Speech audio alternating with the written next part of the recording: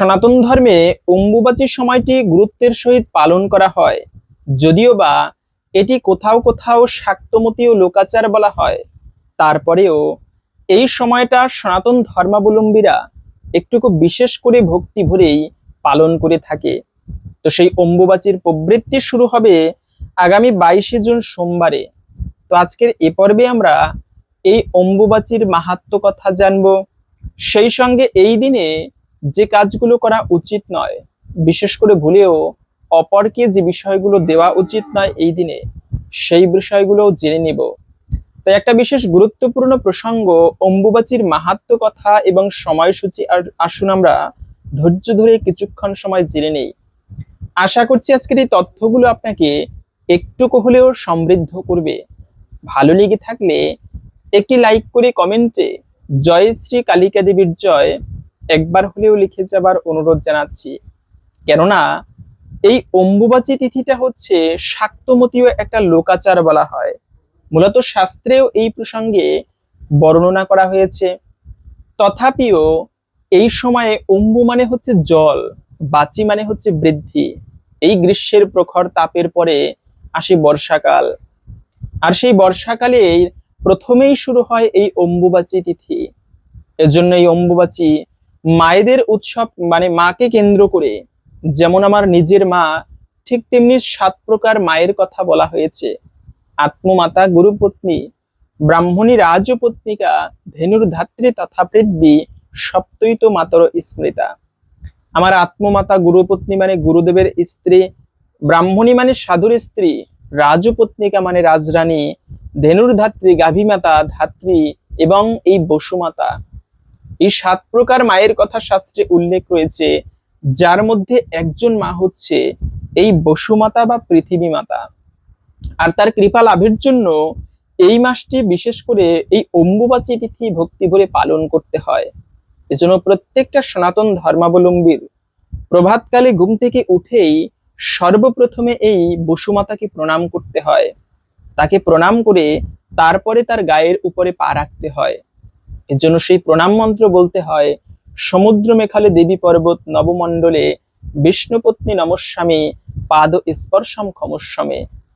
এই প্রণাম মন্ত্র বলে সেই বসুমাতার গায়ের উপরে আমাদের পা রাখতে হয়। এবং সেই বসুমাতাকে কেন্দ্র করে মায়েরা যেরকম ঋতুমতী হয়, ঠিক তেমনি এই পৃথিবী মাতা বসুমাতাও ঋতুমতী হয় বছরের এই অম্বুবাচীর সময়টুকু, এই সময়ে। এবং এই সময়ে যেমন মায়েরা ঋতুমতী হলে বিশেষ কিছু কার্য আদি করে না, ঠিক তেমনি বসুমাতাও ঋতুমতী হলে এই সময় কিছু কাজ ভক্তরা করে না, বিশেষভাবে পালন করে থাকে। যেমন কামাখ্যা মন্দির এই অম্বুবাচী পালিত হয় বিশেষ করে কামাখ্যা পীঠে বেশি।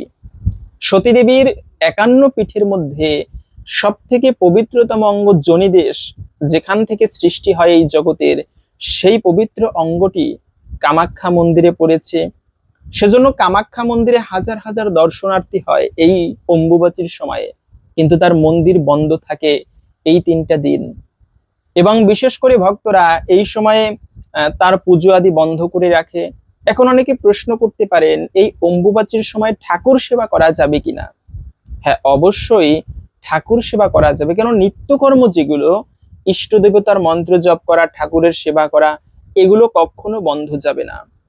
যারা শাক্তমতী ও শক্তি দেবীর উপাসনা করে, কালী, দুর্গা, এরা হচ্ছে মায়ের মন্দির এই সময় বন্ধ রাখে, সেটা তাদের বিষয়।